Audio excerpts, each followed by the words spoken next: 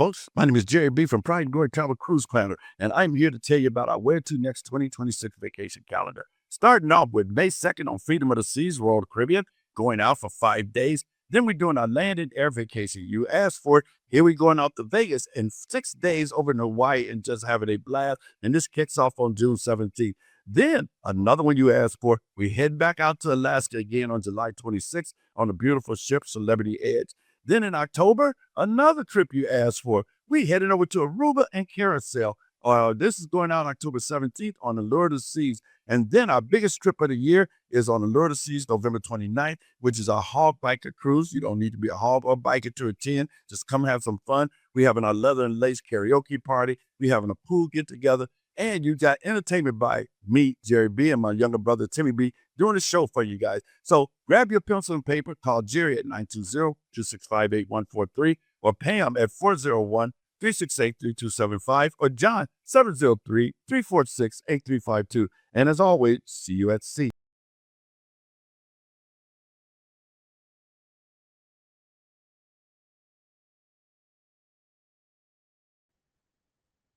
Hey, folks, how we're back again. And oh my God, guess what? It's a beautiful Tuesday in the house. And, guess what? Guess who's back? Back again. We got the little Slim Shady in the house here with us, y'all. My nephew Boo was missing. He was AWOL last week. What's up, Boo? How you doing, man? What's going on, Doug? What's going on Oh, with you? no, man. Same old, just doing what we do best, trying to enjoy life out here in Florida. I hear you. So I'm jealous. don't be. It ain't all what it's cracked up to be, you know. Oh, y'all ain't got snow flurries or anything like that. So yeah, you're doing good. Yeah, no, we don't have the snow flurries, but yeah, I was driving down the street and we had falling iguanas a while back ago, but we don't have that anymore. So, you know, and I know you still want one of those. So I do. yeah, man, it's just crazy though. But yeah, it's a crazy world we live in down here, in Florida, man. It really is. It's a different planet, and some days I have to ask myself why, and but I don't mind it because again, the people are lovely. They really are. They have that. It's just got to get more used to the ways of the ways of the world. Being a northerner coming down to being a southerner is a huge change. So, Yeah. but anyway, Going folks, to yeah, it's not, purple to huh? red. Yeah. Going from purple to red. Yeah. Well, Yeah. no, it's not even that. It's just the way people live. That is a huge thing, though. But I mean, the way they live here in Florida, and the way people carry themselves is like a totally different persona, if that's the right word for that. It's a little different area. I met some people this weekend that were actually born and raised here, so it's always intrigued me when I find people that were literally born and raised here. And I met a guy last week that was born and raised here. He had been something. He was 70 something years old, and we live out here where we live at. It used to be nothing but farmland, and he was an old cowboy, and he still wears cowboy gear, And he was a cool dude, though, man. We chatted for a while because I stopped at his car. And we just shot the breeze for a little bit, man, and it was very interesting, the history of listening to him talk about his dad and the old cowboy days down here in Southwest Florida when it was where we live at used to be nothing but dirt and farms, dirt roads and Wow. farms, and he's seen it all explode and grow up. It's like wow, so that's huge. Yeah, I bet, because I can't imagine Florida being anything but like a tourist mecca. So Right. And that's what I'm saying. The people that when you think of Florida, especially Southwest Florida, people think tourists, and not realizing back in the day, it wasn't touristy. It was strictly farm. Thomas Edison and them came down here way back in the day, and Henry Ford came down here. That's what they kind of, you know, mold themselves down here in Southwest Florida. That because that's their claim to fame. Their winter homes were here, so you can visit the Thomas Edison house and the Ford house right on the water. Beautiful, beautiful, beautiful if you ever make it this far. But anyway, let's get off this topic and let's get to what's going on, everybody, and welcome back to Respect the Talk. Hey, I got a new house. My nephew's still in his house because he's too poor to come over to the rich side of town now. So, look at me. I got a window and I got a red couch behind me. So, I'm just teasing y'all. But Yeah.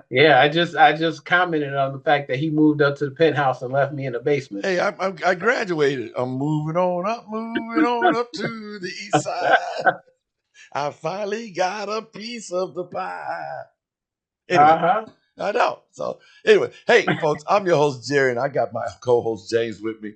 And real quick, before we get started, make sure you like, subscribe, and follow us on all platforms, and share this with somebody who needs to hear real conversation. Okay, because today we're going there. I mean, literally going there. Now, I keep hearing people say we won the war on day one, or we're still winning, but now we need hundreds of billions more dollars. That doesn't sound like winning. That sounds like something's not adding up. And what's crazy is people are just running with it. No questions asked. So today, we're breaking down that the war talk, the pressure on other countries, and how narratives get repeated until they start sounding like facts. And, and, and we're also talking about patriotism, because this has always got my goat, because somewhere along the way, it started looking more like performance than principle. So tap in, y'all. Stay with us, and let's really talk about it. What else we got, James? Come on, talk to me, bro. Well, like you said, man, today's conversation is one of those where you're really going to have to stop and listen to what you're hearing. There's a lot of strong opinions out there now about the war, leadership, and what's really truly going on and what strength really looks like. And depending on where you stand, you might feel like everything is under total control, or you might feel like things have gone totally off the rails. So, what we're going to do today is take a step back and separate emotion from reality. We're also going to talk about how political language shapes perception, how global relationships actually work, and why everything isn't as simple as winning or losing. And we're also going to get into the idea of patriotism, like you mentioned, what it really means today versus what it used to mean. Because wearing it and living it and actually truly being a true patriot are very different things. So let's dive in. Welcome to Respect the Talk with Jerry B. Respect the talk. Respect the talk. Respect the talk. All right, folks, we got our drink here. You got your drink on. Hope you got your drink on I, today. You I blew it. don't, man. You blew it, And my man. throat is really dry today, so Oh, I'm kind of coughing through things. well, you said just fighting with This something sudden weather earlier. change. Just Yeah, fighting. this sudden weather change, man, just threw my throat into a tizzy. So Wow. Yeah, that happens when that weather changes down there, man. It's just crazy. We're gonna talk yeah, about something that really blows my mind, because I was thinking about this all weekend before we jump into this conversation. Um, I was thinking to myself, I said, God, I would love to find a counselor who could decipher how people's brain works. Because you got some people that are so far this way and other people so far that way. And I just don't get it. Is it the way we live? Is it the way we're living? I think that's something we have to touch base on our next show or something, and do some research over the next week.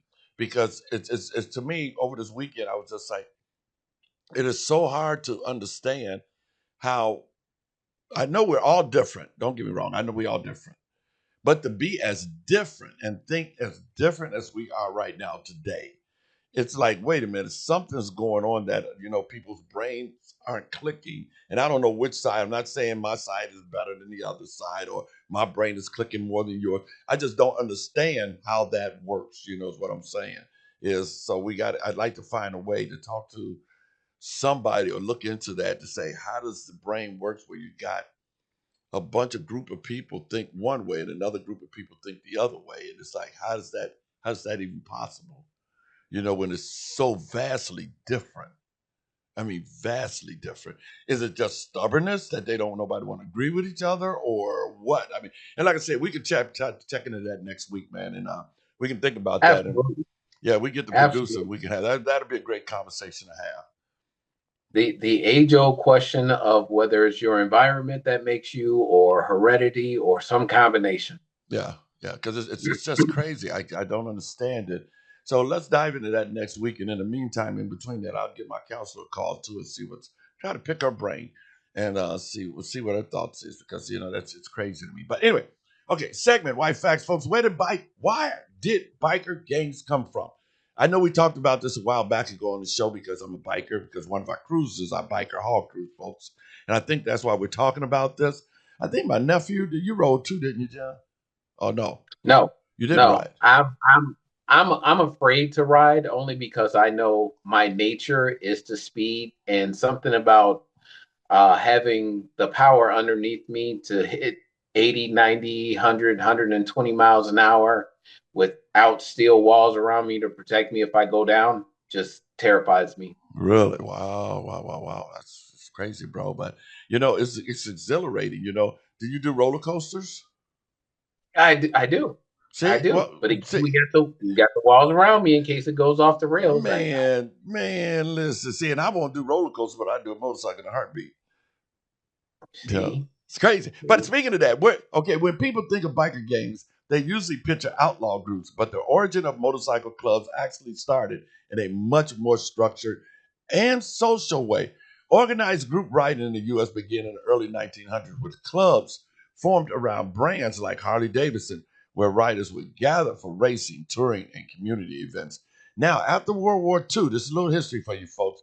Thousands of returning veterans were looking for brotherhood, adrenaline, and a sense of identity they had during the war. Many of these veterans turned into motorcycles as an outlet, forming tight knit riding clubs that mirrored military structure and loyalty.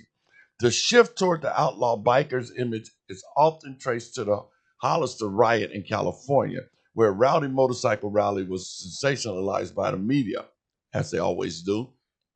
You know, the uh, the the American the moment this moment led the idea that bikers were dangerously rebels, even though most riders were not involved in any crime. The American Motorcyclists Associated responds by saying that 99% of motorcyclists were law-abiding citizens, which is where the one percenters outlaw identity came from. Some group embraced that label and formed what we know recognized as outlaw motorcycle clubs, including groups like the Hells Angels. Over time, biker culture split into two lanes. Casual riding communities focus on lifestyle and travel, and outlaw clubs with stricter rules, hierarchy, and sometimes criminal ties. Today, group biking is still about freedom, brotherhood, and identity, but the image has been heavily shaped by media, movies, and reputation. That's a little history of biking. Now, I don't. Some of that probably you probably don't even understand because you're not a biker, or you probably understand it, but you don't understand it. I do understand. I do understand.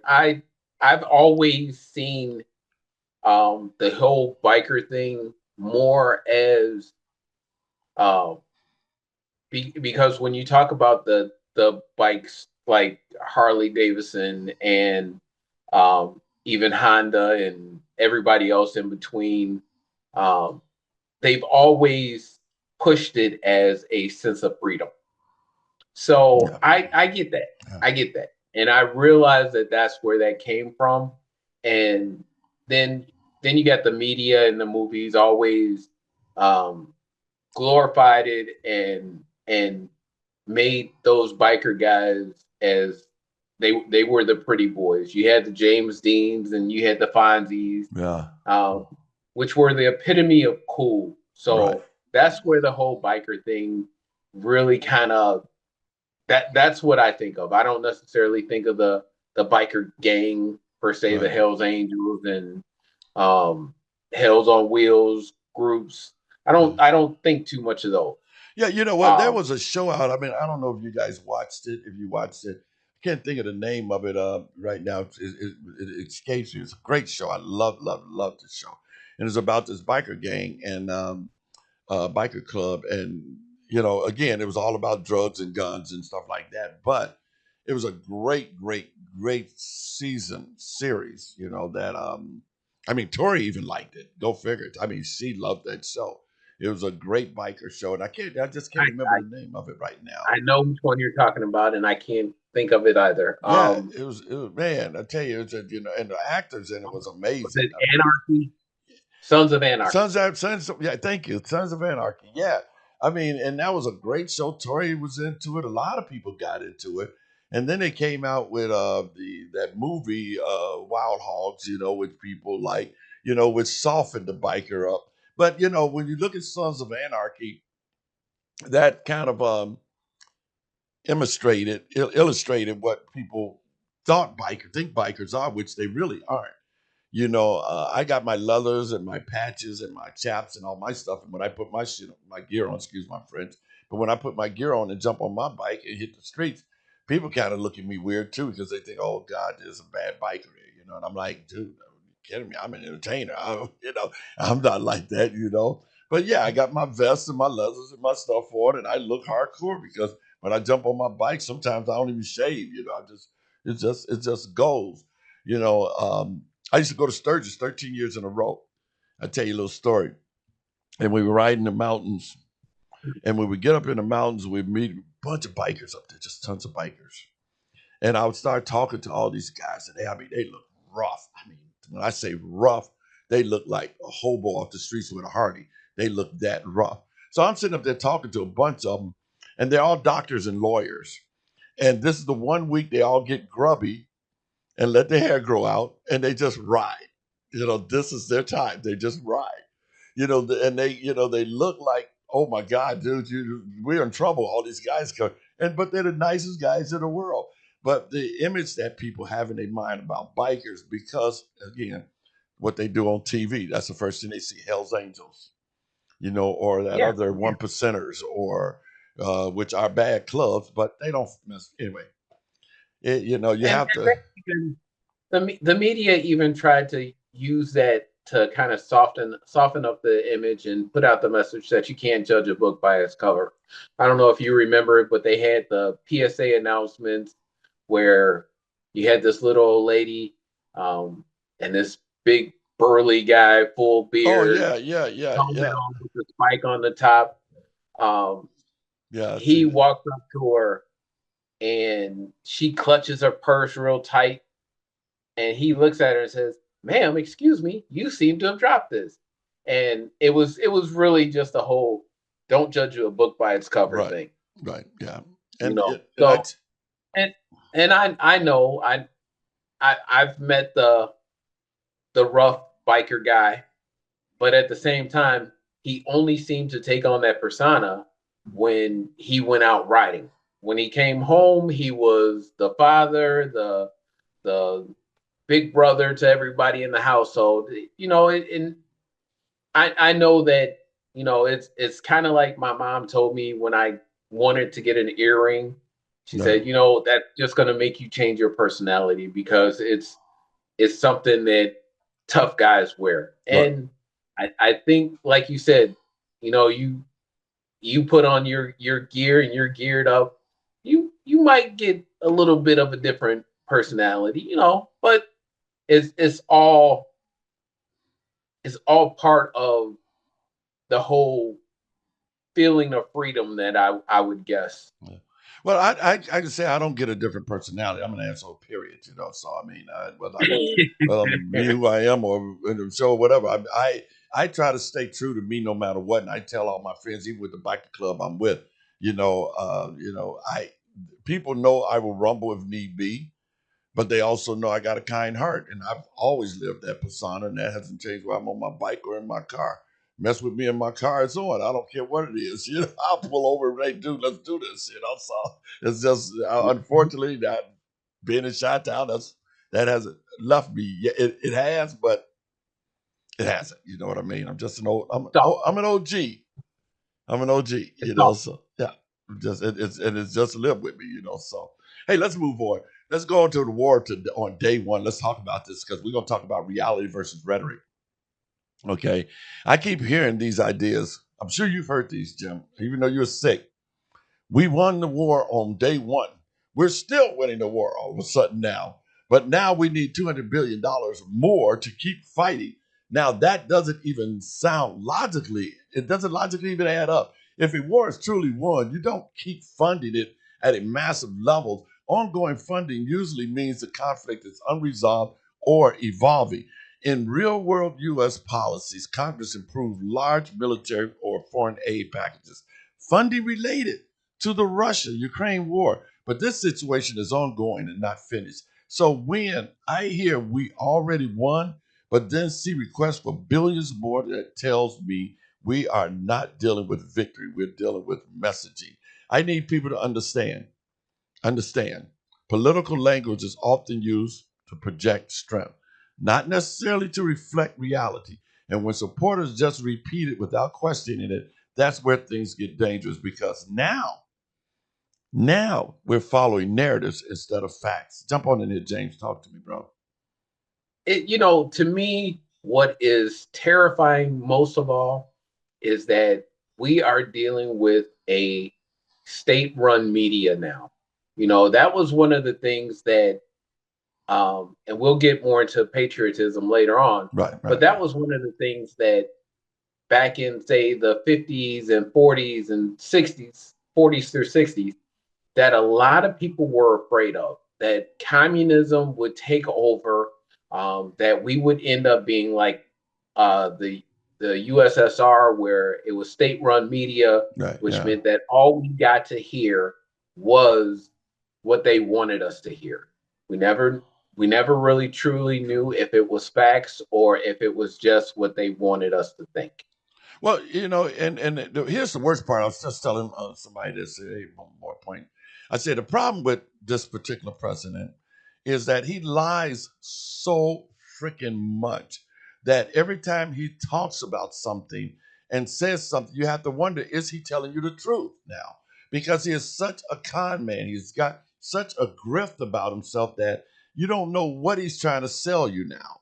Is what he's saying real? That's just like right now today he's talking about, well, I'm negotiating with the Iran.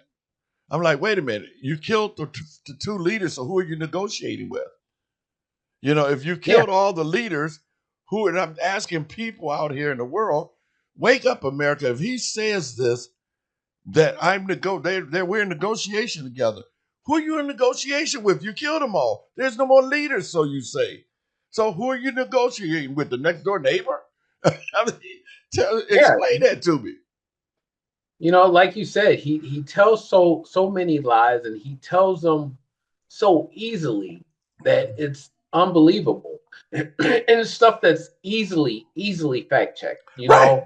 He made the comment that one of the former presidents, he had a conversation with him, and that president said, "I wish I had done it." That's too easily checked. Right. There's 4 surviving presidents, so it was only one of the 4, and immediately all 4 had their staff put out a statement saying, It wasn't "We us. don't talk to this dude. Yeah, what is he talking about? So what president is he talking about? The president of Russia? Like what? Right, and that's what it sounds like. Yeah. Or his claim that in the most recent press conference, he talked about the stealth bomber, and that the stealth bomber is able to drop a 200,000-pound bomb. There's no such thing as a 200,000-pound bomb. First of all, Right. the payload, the most that plane can carry is a 40,000-pound bomb, and technically we only manufacture a 30,000-pound bomb. Right. Yeah. So that's the biggest bomb we have is 30,000 pounds. So where is he getting 200,000 from? Because he likes to add stuff to make it sound bigger and better. Everything's got to be bigger and better and greater. I mean, because here's another topic. That's not even an exaggeration. I know it's a bald-faced lie.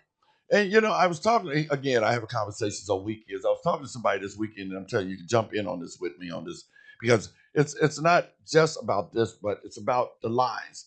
that he keeps telling, and all the other Republicans, even his followers, keep saying, you can't let 11,000, because he said this today. Biden let in 11,888 criminals into our country.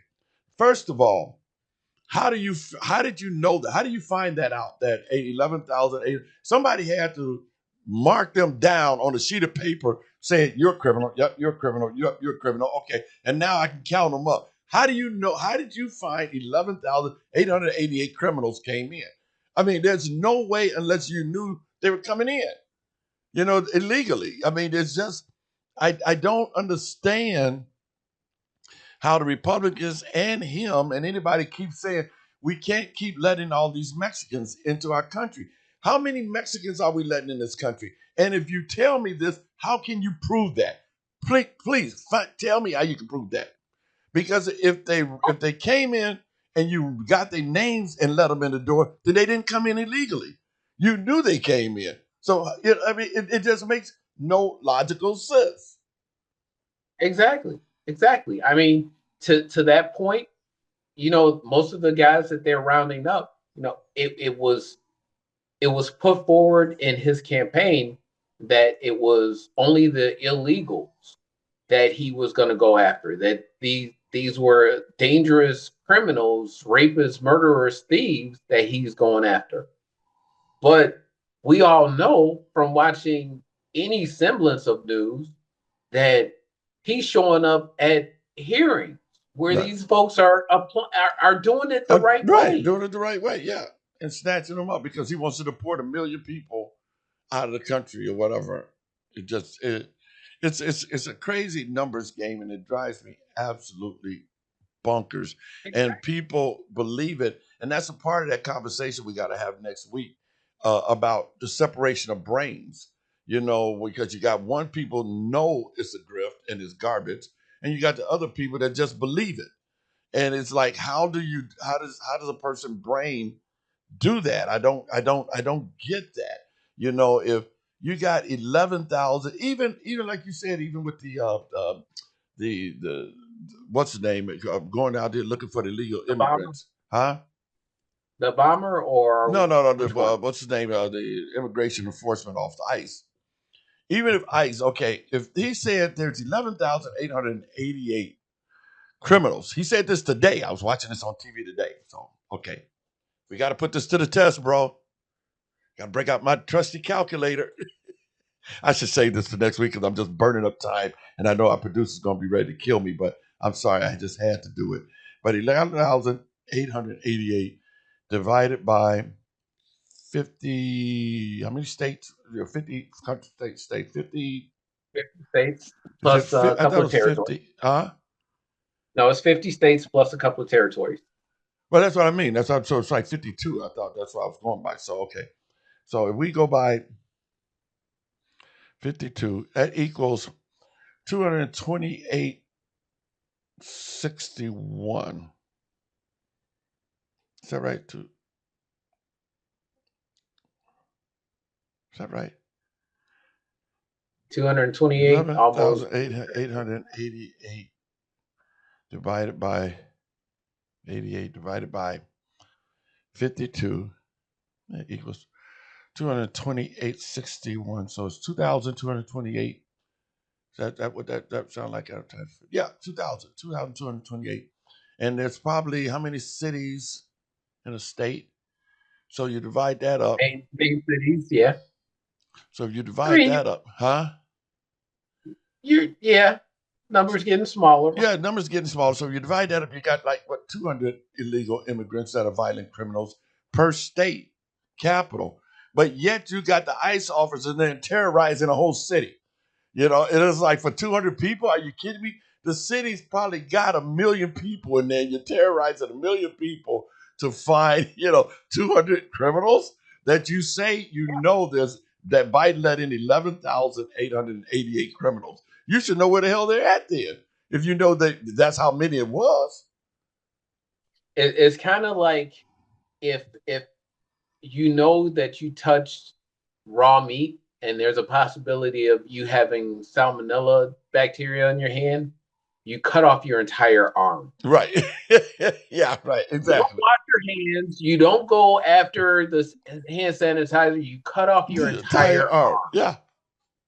It's crazy, bro. It's absolutely crazy. Let's move on to the next because we're going to talk about the Trump and foreign policy and pressure tactics. Folks, I'm sorry.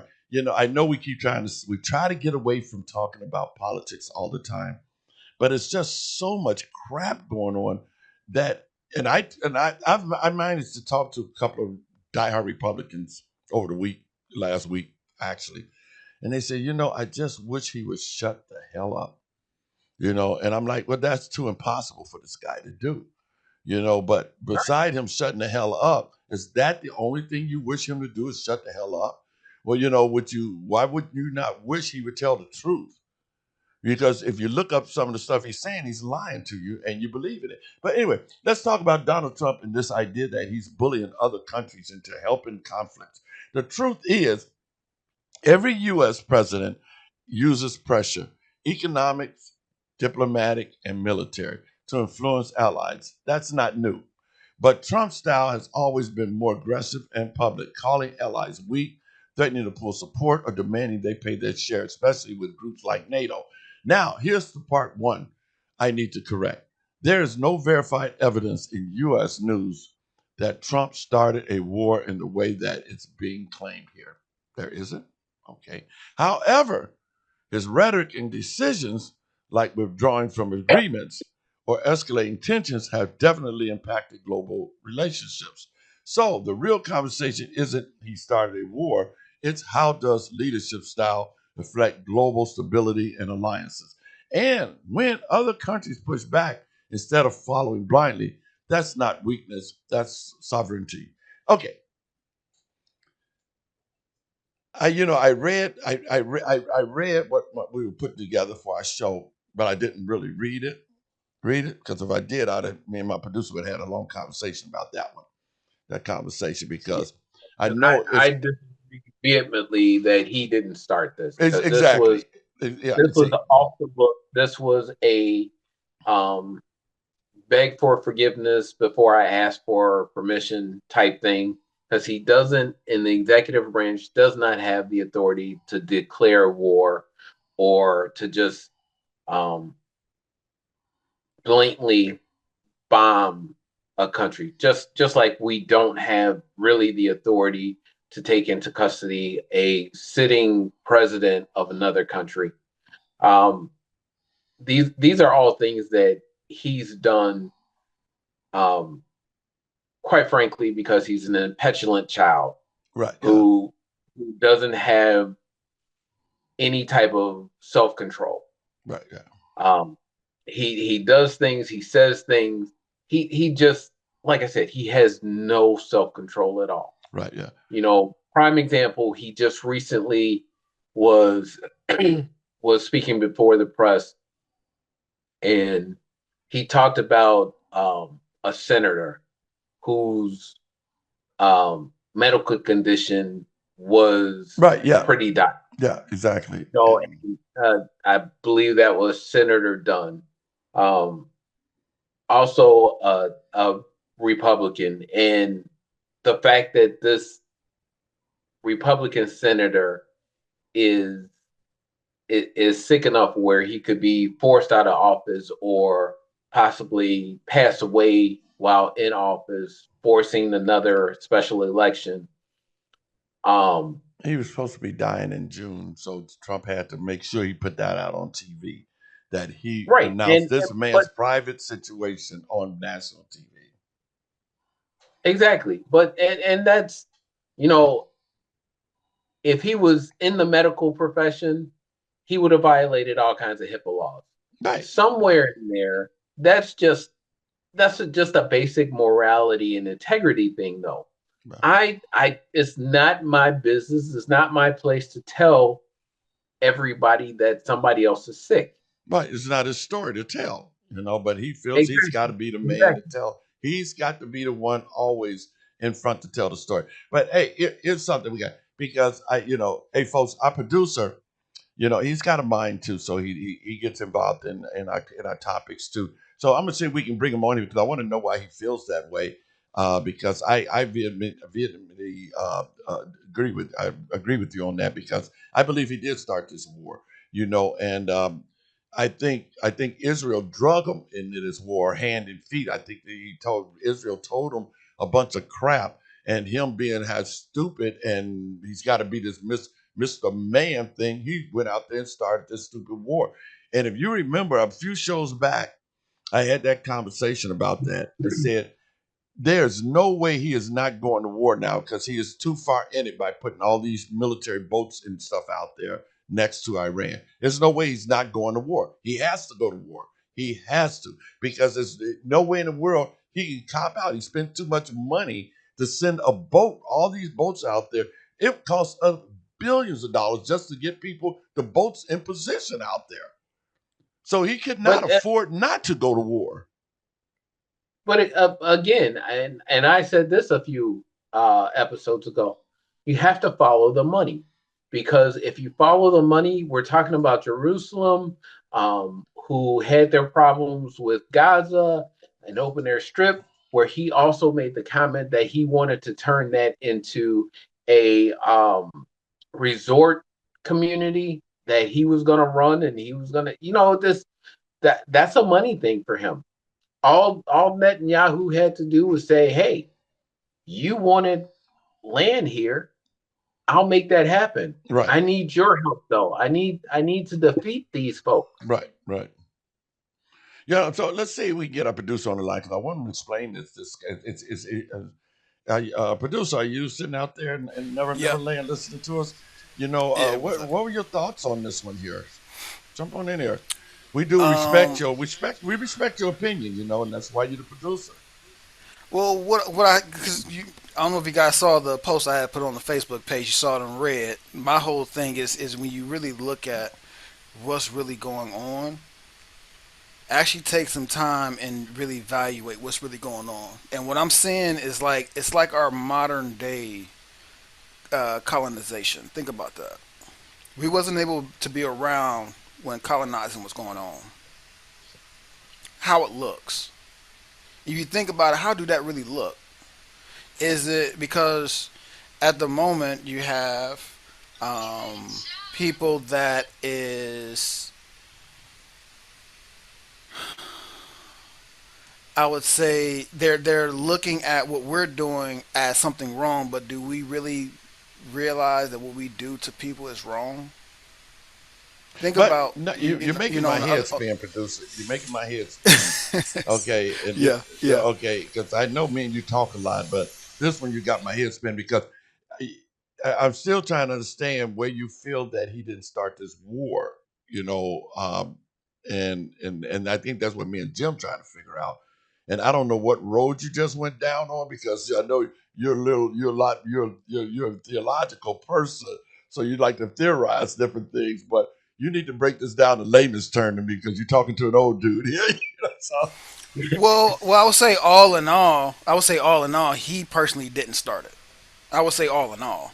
I mean, because if you really think about the Israel, I mean, I believe James can kind of attest to this, because this goes back. I think we talked about it a few episodes. It goes back years, decades and decades and decades. but no, You we know know, I understand that, but because it's been going on yeah. for 2,000 years. We had that conversation between that era, but we also had the conversation that he was saying that the past presidents in the United States were weak. And my thought pattern, no, they weren't weak. They just knew better, because they knew if you go in this country and try to do this, you're going to wind out getting bogged down into a war just like Iraq was, because you cannot fight an ideology. These people have been living like that for 2,000 years. So to me, he did start this war because he, he was the stupid one, and the other presidents were smart because they knew better. They knew that they would have to go in here and they would have to talk their way through this, because that is a never ending war. We cannot win that. I don't care who goes in there. All the conversation he makes right now today with Israel and everything, you are not going to fix that area of the world. You can't. You can't. And not only that, I'm looking at the whole fact that um, this will be a modern day Vietnam, simply Mm-hmm. because Right. you are talking about sending pretty much unprepared soldiers going into fight in an area where they have been fighting Oh my God. for Years. hundreds of years. These Years. our soldiers aren't prepped for that. Meanwhile, you have people who have been fighting all their lives in the local community. Right. So we're putting boots on the ground with guys that technically we have no real intel on what they're doing. It's going to be another situation where, um, for example, the Viet Cong would have tunnels dug Yeah. underneath the place and pop up, killing Bunches of an Americans. Yeah. entire troop of Americans, an entire army troop or military troop, and disappear back into the same tunnels that they came out of. Exactly. We have no idea what these people are capable of. We know for a fact though from our own intelligence that no one there can be trusted because a America isn't well liked over there No. because even in the battle between Iran and Iraq, we would sell to one and openly help the other, Right. and then flip it later on and sell to the It's a, other and openly yeah. support the first. They know we were playing war games with them, and it's a Exactly. game, man. You So think these people are stupid? and again, some of our past actions have created some of the terrorist groups that are there. Absolutely. So you already know that there are more people there that dislike Americans for what we stand for than that like and admire what we are. Right. So you have families there that, and just like we spoke about previously, that know extended family members that were killed, murdered by us. Right. So you truly can't trust anybody over there to be a true ally. Right. So you're sending our soldiers and putting them in harm's way. Again, why? Because one grown man was able to convince another immature and petulant child that he needs his help and that it's the best thing. When all previous presidents, I mean, literally all previous modern day presidents that we've had that have had any type of dealings with the Middle East knew that we do not need to go to war with these folks. We need to use diplomacy. We need to use compromise. We need to have mutual respect with each other because we have no true win possible against them. Right. Right. Well, and that's the thing because he keeps talking about we're a powerful country. Okay, yeah, but you're not talking. You're talking power. You're not talking. You're talking. You're talking something totally different in Iran. Iran don't look at you as powerful. They couldn't care less. These folks, they think when they die, they are going to heaven and have 8 wives and 8 virgins or whatever. They think so everything they're fighting for is crazy. So you think they scared to die? They have no reason to work a deal out with you, dude. And I don't get the rationale behind this president and listening and the people that support. Now, people are falling off. Don't get me wrong. God bless you. People are falling off from him. There was quite a few prominent Republicans on TV, even talk show hosts, saying this was even Joe Rogan is upset about this one. And that's huge. So it's crazy. But let's move on to segment 3 because I don't want to get too long because we're going to have to go to break real soon. But we got to.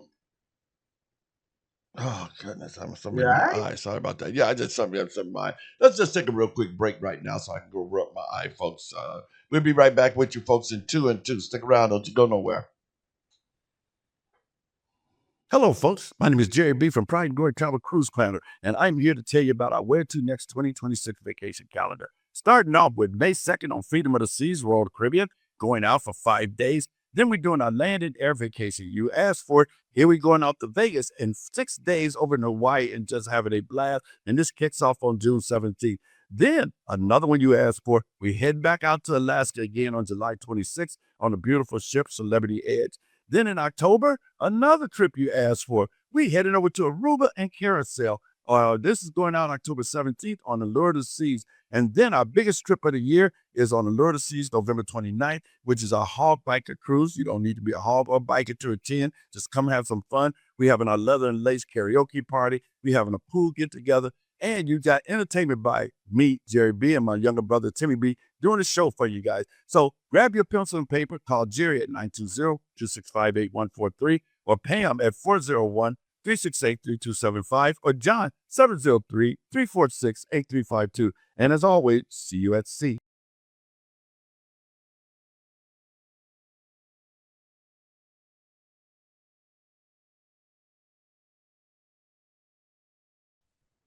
We're back here one more time, ready to get down to some more business and talk about some more things that's going on. And it's crazy. Wow, world that we're living in here. I tell you, everything's going on good for us, so I'm having a great time. You having fun today, Jim? Oh yeah. Well, yeah, Oh as yeah. always, yeah. Okay, let's talk about this. Could the U.S. lose a multi-country war? Now, I hear people saying if China, Russia, and North Korea team up, the U.S. wouldn't stand a chance. Yeah, I say that because we always keep saying we're the most powerful country in the world. And I believe that against one other country. But if all these other countries team up against the United States, I don't really think we got a chance. So let's slow that down and deal with facts. The United States still has the most powerful military in the world, backed by alliances like NATO and partnership across Europe and Asia. We're losing NATO, though. That's my point. Countries like China, Russia, and North Korea are powerful, no doubt. But war at that level becomes global and catastrophic and includes nuclear deterrence, which changes everything. Absolutely. So it's not as simple as we wouldn't stand a chance. The reality is nobody wins that war. The real danger isn't who wins, it's the escalation between major powers would be devastating for the entire world. That's why alliances matter and why isolation allies could weaken long-term strategic positioning. Now, my point was when I put this out on my on Respect to Talk page was I hear everybody keeps talking about how great America is. We're the most powerful country in the world. And I get so sick of hearing that crap because with that, he is alienating all our allies and pissing them off. So then, if Russia and China, which they are working together, and Iran, which are working together, and North Korea, which are working together, he pissed all these allies off, including NATO, and all these countries get together to attack the United States. Then you got all these other people say, hey, look, we don't sit back. We're not going to help you. You call us weak and stupid. So, hey, that's your war. You deal with all them countries. Guess what? At that time, folks, we are not as powerful as you want to sit there and think and wave your fists at and say we are, because we wouldn't be. There's no way we would stand a chance. None. Talk to me, James. Absolutely. First of all, our strength doesn't purely come from our military might. Our strength comes from our economic strength as well, Right. and as well as our allies, our alliances. Right. So he has pushed away our alliances. Our military is somewhat weakened. I'm not even going to say somewhat. Our military is weakened by the leadership that we have now. You know, Right. in this current term, he's gotten rid of combat proven specialists to surround himself with sycophants. Yeah. Lawless and stuff. Yeah. Pete Hegseth, exactly. So we're losing, and we've had several military top brass that have retired out of Oh, yeah. out of Just don't want to deal with this crap. Yeah, they've retired out of pure disgust for this administration. Right. So our military isn't what it used to be. Our alliances are being dissolved on a weekly basis by the things he says and does. So our final portion of our strength as far as the country is concerned is economics. Well, the dollar was the major currency across the world, in part because of the petrodollar. We had an agreement that the U.S. currency, the U.S. dollar, would be used for the purchase and sale of oil around the world. And with everything that's going on, China has stepped in and said, hey, since they want to act the way they do, with respect to the Strait and everything else when it comes to Venezuela and all that we've done, we will back, our currency will back the oil industries. Right. That's global. That's And even if it's only Venezuela and a few other countries that are using the Chinese yen as petrocurrency, we have other countries that are trying to line themselves up to put in their bid to use their currency as the petrocurrency, the petrodollar. So you have Latin countries that have all joined forces that said, hey, we have our own petrodollar. We want you to use ours. Yeah. You have the United Kingdom using their own dollar their own currency trying to make it the new petrodollar. Right. You have Canada teaming up with another country to use their currency as a petrodollar.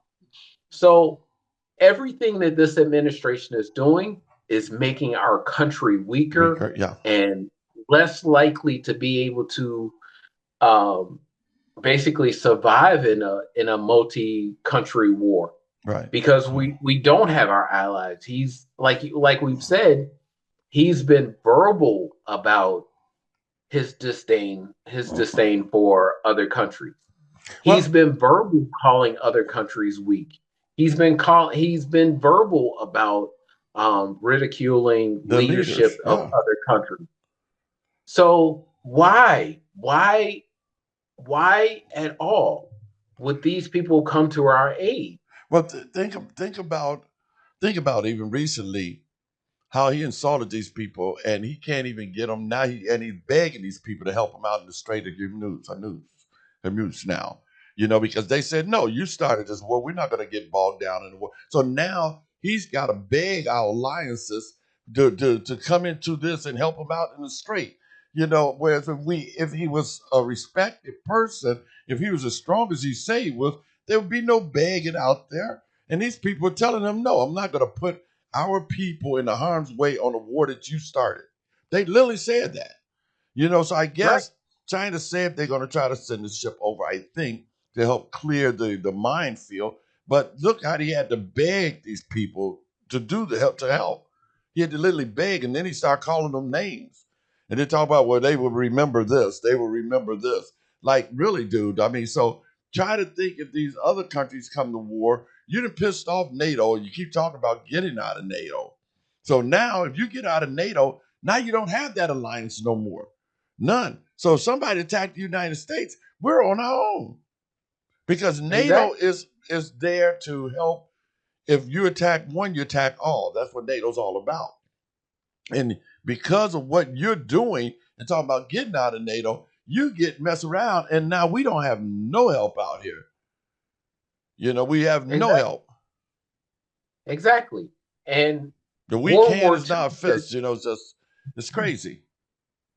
World War II should be something that is taught in more depth. Right now, all we're ever taught is that we stayed out of it, Pearl Harbor happened, and we jumped in. Right.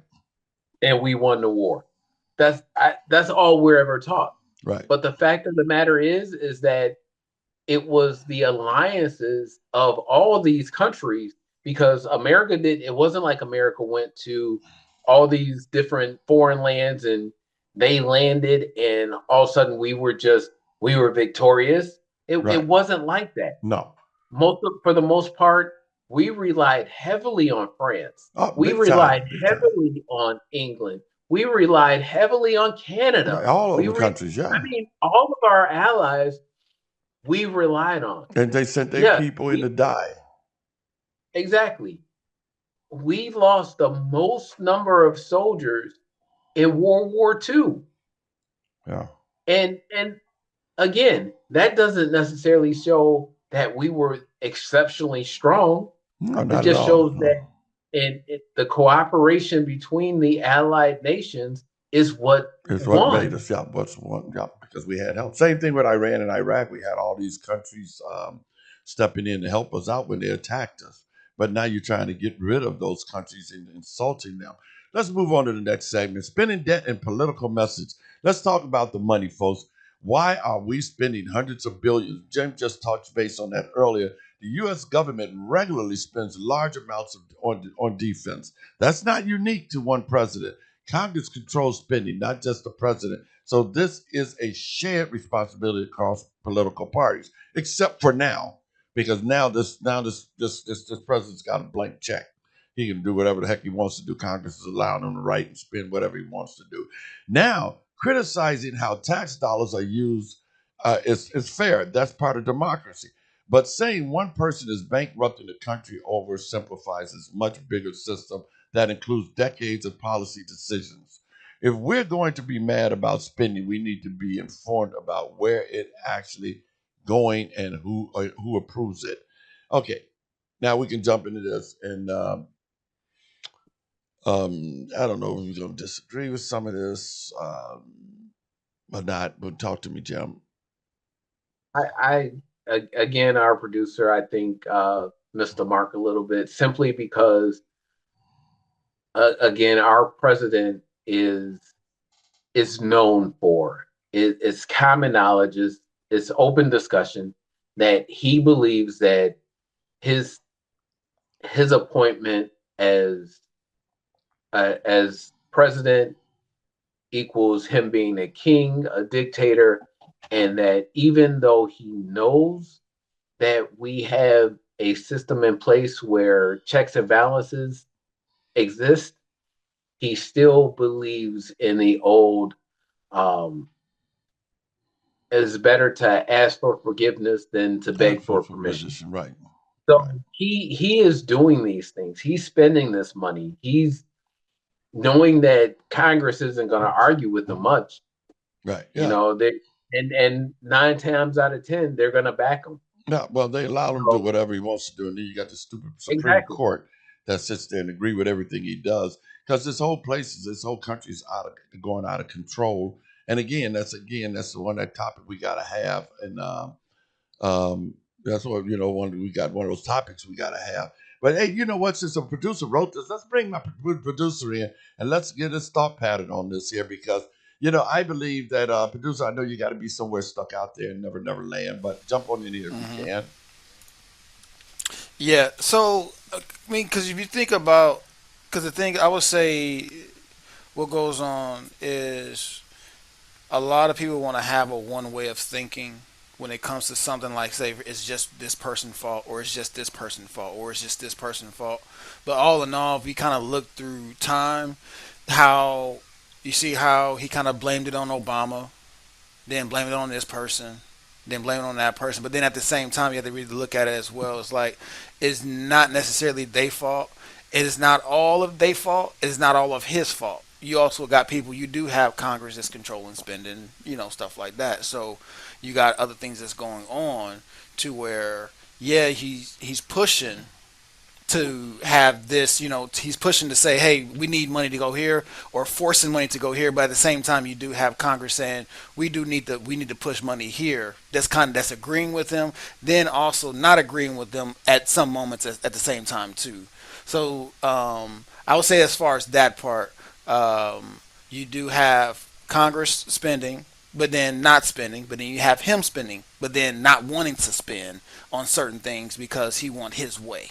Well, Congress is supposed to control the purse, but in this instance, Congress has gave up all their power to him, and he just does what he wants to do. Unfortunately, in this instance, he has to come to Congress for the 200 billion. But before that, he was spending money. He was misappropriating money, pulling money from different places to feed his crappy whatever thing that he's trying to do out here. So agenda, and it's just, I mean, he's taking money from everywhere. And then they had, look at that stupid, the biggest bill they passed last year, and all these millions and billions of dollars that the Democrats bowed down to and just gave them because they didn't want the government to be closed down. And now you got ISIS is funded to, I don't know, 20,000 50 something years from now because they gave him so many billions of dollars. I mean, it's crazy. So there's really no checks and balances up in Washington anymore. And that, my friend, is a problem I see as an issue. Absolutely, absolutely. His again, the checks and balances are out the window now. Our Congress has, with the power of the purse, has given him what he wanted. They've approved more than they denied. Yeah. The judicial branch, with the Supreme Court, anytime that Trump doesn't get his way in one of the lower courts, Right to he the gets Supreme, pushed yep. to the Supreme Court. Uh, He's a they're legit giving him president. 9 out of 10 things that he's asking for. And all this, I mean, even when you go back to the Bush father son, we all know that Bush Jr. went back and wanted to invade the Middle East because of his father had started something and felt like he didn't finish it. Right. So that was the case there. In this case, this guy has been doing, I mean, even if we look back at his first term, the advent of Star Force, is that what was that stupid thing he came up? Yeah, Star No. Force. It The is Space Force. Space Force. There you go, Space Force. Space Force was a ridiculous concept, and now, yeah, it looks it is cute on the picture, but it really is more of a Star Trek, Star Wars type thing for most people. Yeah, okay. One day we'll be out trying to explore explore space, but right now there was better things to spend money on. It's more like, to me, what a Trump college or Trump wine or Trump steak, with all that other crap he tried to do and all went bankrupt on, and that's what it reminds me of. He just throws shit against the wall and hope that we And wait to see what sticks. yeah, see Exactly. what sticks. Hey, we're at an hour, but I'm gonna try to squeeze this next topic in if we can. We're gonna be a little bit over, folks, but I'm gonna try to do this real quick because this is the segment that really gets to me. Okay, the American flag, patriotism, and performance. Let's shift gears. When did the American flag become a full-on personality trait? I see it everywhere: cars, houses, clothing, especially here in Florida. And somehow wearing the flag has become a way for people to signal, I'm more patriotic than you. Historically, the United States flag code actually discouraged wearing the flag as clothing or using it as decoration in certain ways. So what changed? Culture changed, politics changed, symbolism changed. Now here's the contradiction. People proudly wear the flag as clothing, but get outraged when someone burns the flag in protest. Legally, flag burning is protected under the First Amendment to the United States Constitution, even if people don't like it. So the real question becomes, is patriotism about how you display the flag or how you uphold the values it represents? That is my question to you guys, okay? And I want you guys to hit me up on our website and talk to us about that. I want to get and I'll read your response next week. But James, I'll let you come in here and jump on this conversation. We can try to do this probably for a couple of minutes and get out of here and move on. I'm in total agreement with you. There was a time when patriotism meant you waved the flag, you supported the military, You tied a yellow ribbon around that old oak tree. Now it's you see them dragging flags behind their truck that's all shredded now. That was one of those things that wasn't allowed. Right. Because if you have a rip, tear, or any type of damage to a flag, it was supposed to have been destroyed. And it Right. was And supposed to have been replaced. destroyed in a special way, a particular way. Now we got guys that are riding around purposely shredding the edges of the flag by dragging it on the back of their truck. Um,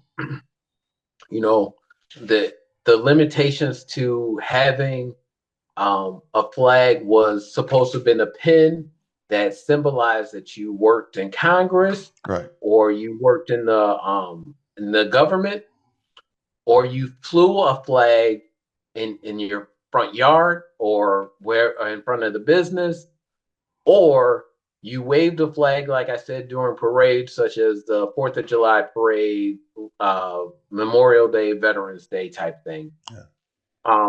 But it was kind of limited to that. It was supposed to have been revered. Now, not so much. Right. Well, yeah. It really brought our country down, if you ask me, because I see people.